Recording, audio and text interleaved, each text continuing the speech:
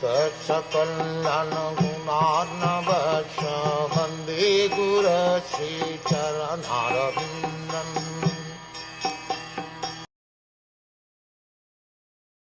This frightful situation cannot be remedied by any person in this material world. My lord, it is the Supreme Personality of Godhead as eternal time, Kal, that has approached us all. There is no superior power which can check the cruel hands of death. No one wants to die, however acute the source of bodily sufferings may be.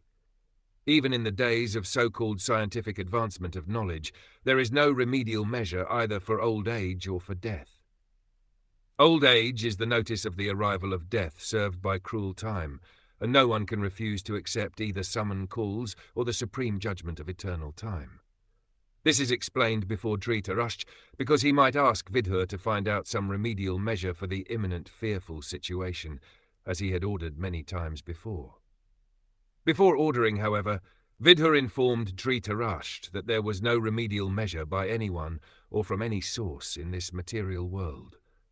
And because there is no such thing in the material world, death is identical with the Supreme Personality of Godhead, as it is said by the Lord himself in the Bhagavad Gita. Death cannot be checked by anyone or from any source within this material world. Hiranyakashipu wanted to be immortal and underwent a severe type of penance by which the whole universe trembled, and Brahma himself approached him to dissuade Hiranyakashipu from such a severe type of penance. Hiranyakashipu asked Brahma to award him the blessings of immortality, but Brahma said that he himself was subject to death, even in the topmost planet, so how could he award him the benediction of immortality? So there is death, even in the topmost planet of this universe, and what to speak of other planets, which are far, far inferior in quality to Brahmlok, the residing planet of Brahma.